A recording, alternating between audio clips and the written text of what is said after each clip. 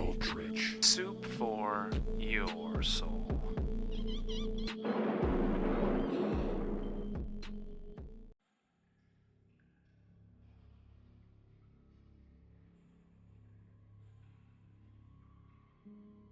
Eldritch Soup for Your Soul presents The Music of Erich Zann by H.P. Lovecraft.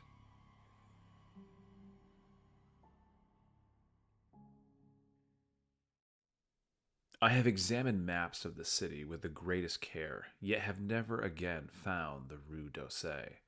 These maps have not been modern maps alone, for I know that names change. I have, on the contrary, delved deeply into all the antiquities of the place, and have personally explored every region of whatever name which could possibly answer to the street I knew as the Rue d'Orsay.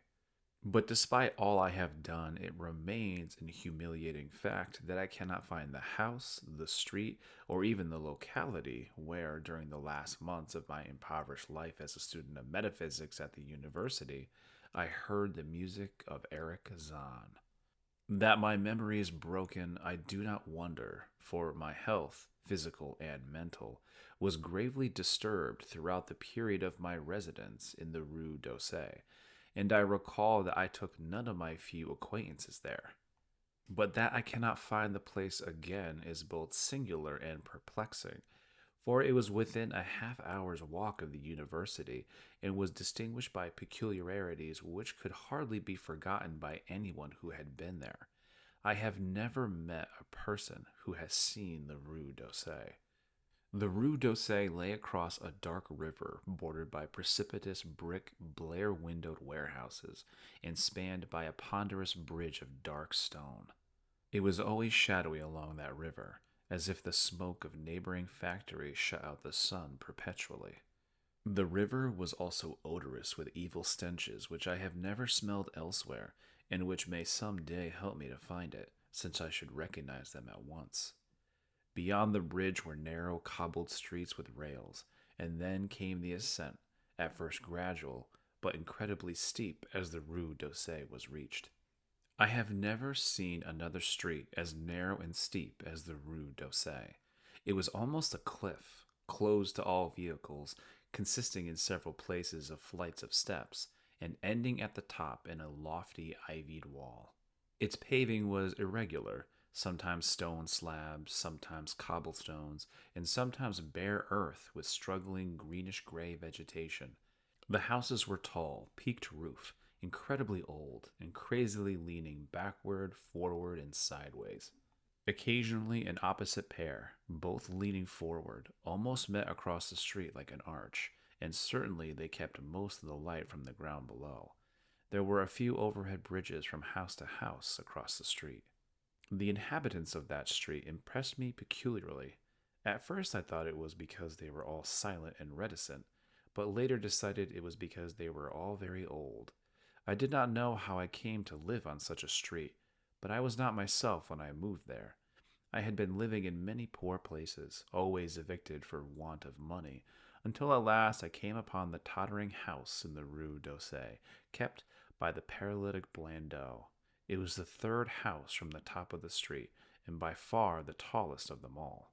My room was on the 5th story, the only inhabited room there, since the house was almost empty. On the night I arrived, I heard strange music from the peaked garret overhead, and the next day asked old Blandot about it.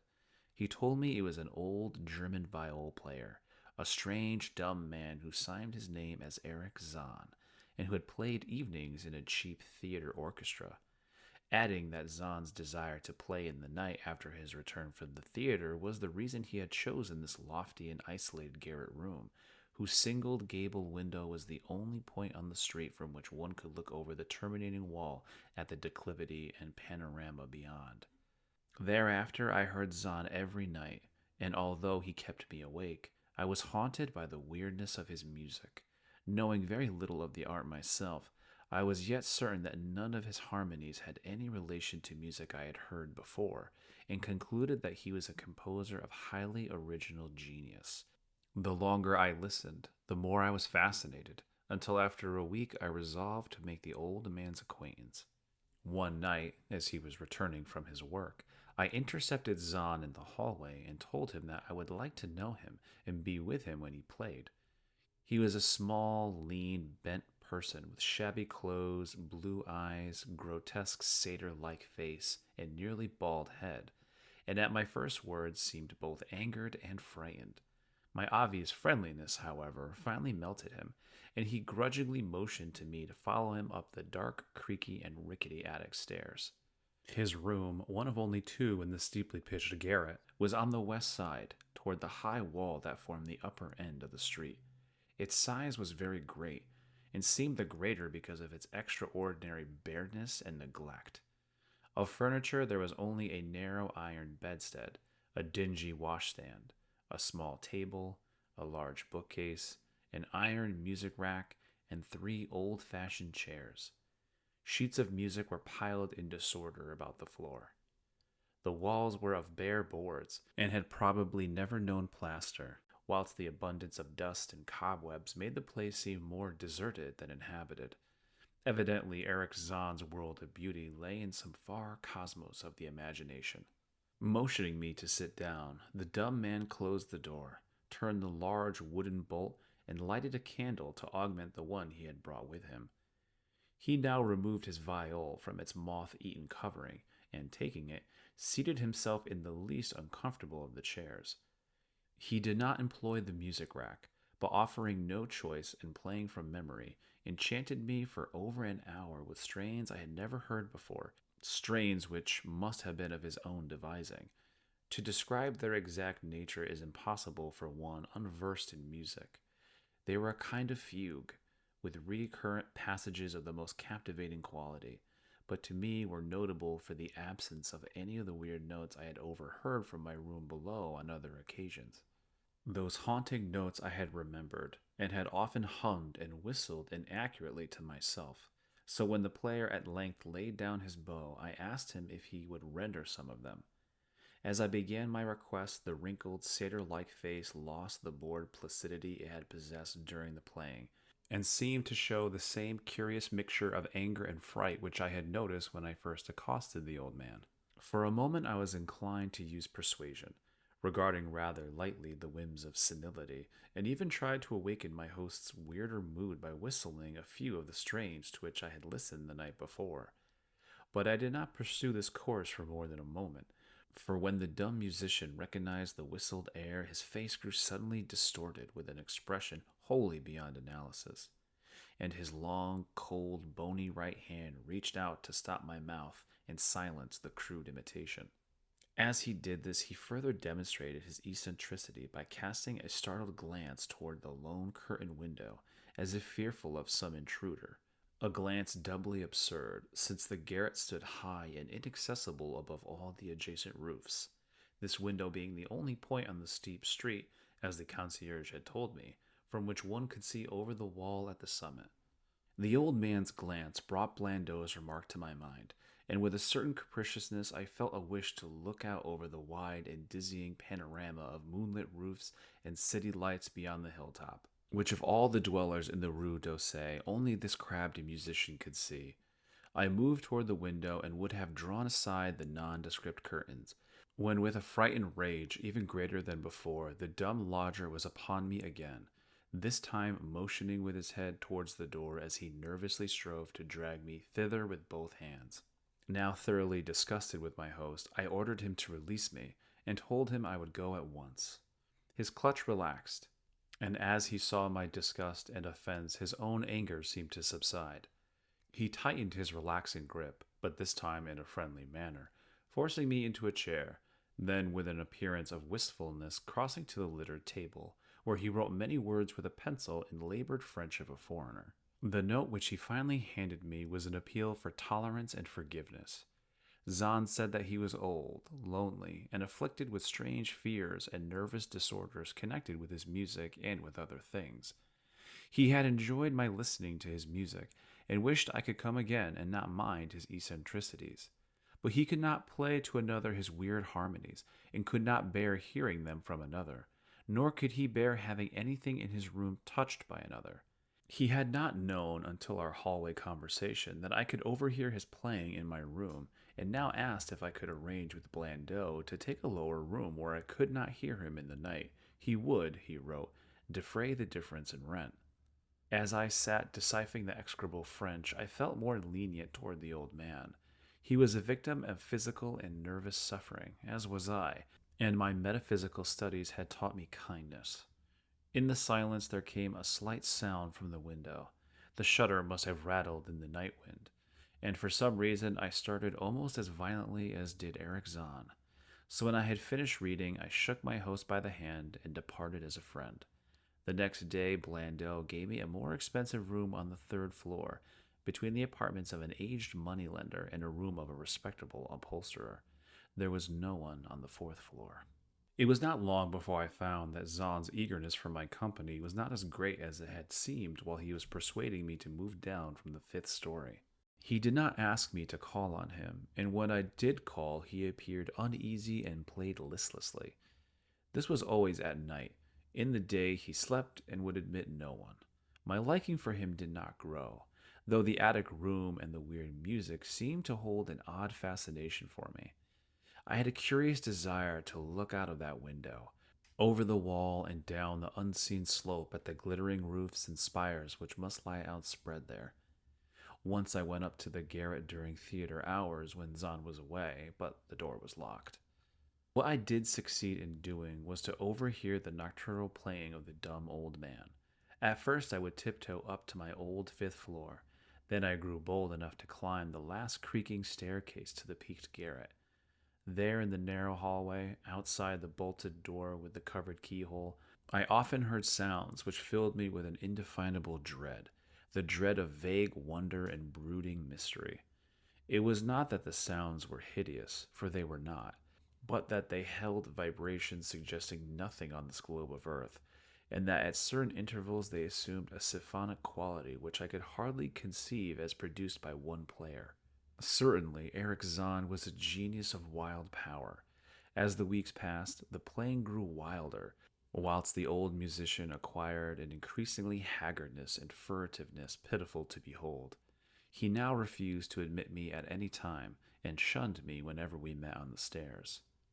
Then one night, as I listened at the door, I heard the shrieking viol swell into a chaotic babble of sound, a pandemonium which would have led me to doubt my own shaking sanity had there not come from beyond that barred portal a piteous proof that the horror was real.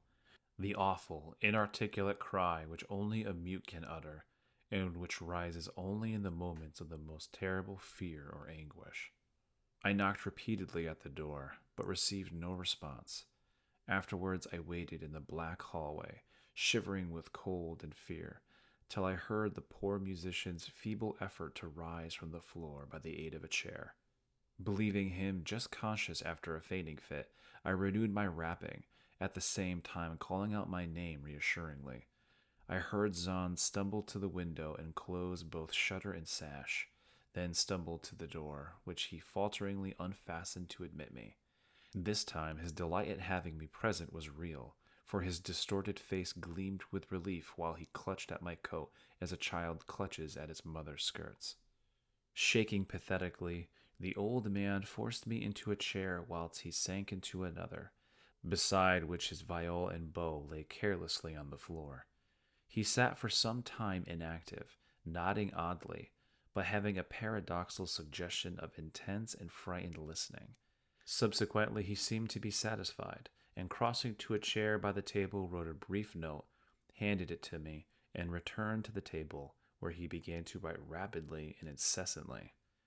The note implored me in the name of mercy, and for the sake of my own curiosity, to wait where I was while he prepared a full account in German of all the marvels and terrors which beset him. I waited, and the dumb man's pencil flew. It was perhaps an hour later, while I still waited and while the old musician's feverishly written sheets still continued to pile up, that I saw Zann start as from the hint of a horrible shock. Unmistakably, he was looking at the curtained window and listening shudderingly. Then I half fancied I heard a sound myself, though it was not a horrible sound, but rather an exquisitely low and infinitely distant musical note, suggesting a player in one of the neighboring houses or in some abode beyond the lofty wall over which I had never been able to look.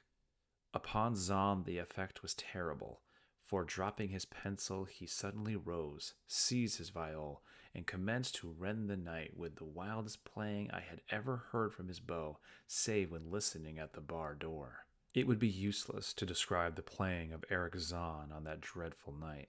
It was more horrible than anything I had ever overheard, because I could now see the expression of his face, and could realize that this time the motive was stark fear. He was trying to make a noise, to ward something off or drown something out. What, I could not imagine, awesome though I felt it must be. The playing grew fantastic, delirious, and hysterical, yet kept to the last the qualities of supreme genius which I knew the strange old man possessed. I recognized the air. It was a wild Hungarian dance popular in the theaters, and I reflected for a moment that this was the first time I had ever heard Zann play the work of another composer. Louder and louder, wilder and wilder, mounted the shrieking and the whining of that desperate viol. The player was dripping with an uncanny perspiration and twisted like a monkey, always looking frantically at the curtained window. In his frenzied strains, I could almost see shadowy satyrs and bacchanals dancing and whirling insanely through seething abysses of clouds and smoke and lightning. And then I thought I heard a shriller, steadier note that was not from the viol, a calm, deliberate, purposeful mocking note from far away in the west. At this juncture, the shutter began to rattle in a howling night wind which had sprung up outside, as if in answer to the mad playing within.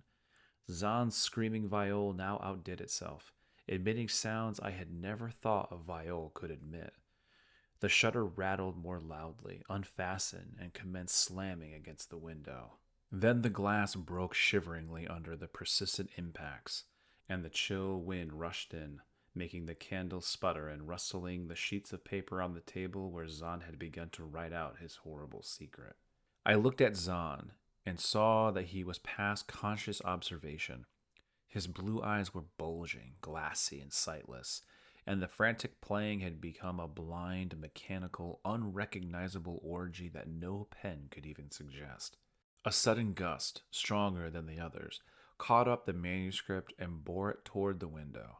I followed the flying sheets in desperation, but they were gone before I reached the demolished panes. Then I remembered my old wish to gaze from this window, the only window in the Rue d'Orsay from which one might see the slope beyond the wall and the city outspread beneath. It was very dark, but the city lights always burned, and I expected to see them amidst the rain and wind. Yet when I looked from that highest of all gable windows, looked while the candles sputtered and the insane viol howled with the night wind, I saw no city spread below, and no friendly lights gleaming from remembered streets, but only the blackness of space illimitable. Unimagined space alive with motion and music, and having no semblance to anything on earth. And as I stood there looking in terror, the wind blew out both the candles in that ancient peaked garret, leaving me in savage and impenetrable darkness with chaos and pandemonium before me and the demon madness of that night-baying viol behind me. I staggered back in the dark, without the means of striking a light, crashing against the table, overturning a chair, and finally groping my way to the place where the blackness screamed with shocking music. To save myself and Erich Zann I could at least try, whatever the powers opposed to me. Once I thought some chill thing brushed me, and I screamed, but my scream could not be heard above that hideous viol. Suddenly, out of the blackness, the madly sawing bow struck me, and I knew I was close to the player. I felt ahead, touched the back of Zann's chair, and then found and shook his shoulder in an effort to bring him to his senses. He did not respond, and still the viol shrieked on without slackening. I moved my hand to his head, whose mechanical nodding I was able to stop, and shouted in his ear that we must both flee from the unknown things of the night. But he neither answered me nor abated the frenzy of his unutterable music, while all through the garret strange currents of wind seemed to dance in the darkness and babble. When my hand touched his ear, I shuddered, though I knew not why. Knew not why till I felt of the still face, the ice-cold, stiffened, unbreathing face whose glassy eyes bulged uselessly into the void. And then, by some miracle, finding the door and the large wooden bolt, I plunged wildly away from that glassy-eyed thing in the dark, and from the ghoulish howling of that accursed viol whose fury increased even as I plunged. Leaping, floating, flying down those endless stairs to the dark house, racing mindlessly out into the narrow, steep, and ancient street of steps and tottering houses, clattering down steps and over cobbles to the lower streets and the putrid canyon-walled river, panting across the great dark bridge to the broader, healthier streets and boulevards we know. All these are terrible impressions that linger with me, and I recall that there was no wind, and that the moon was out, and that all the lights of the city twinkled. Despite my most careful searches and investigations, I have never since been able to find the Rue d'Orsay. But I am not wholly sorry, either for this or for the loss in undreamable abysses of the closely written sheets which alone could have explained the music of Erich Zann.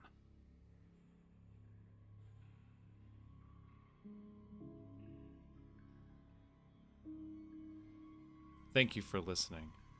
This narration has been read and presented by Eldritch Soup for your soul.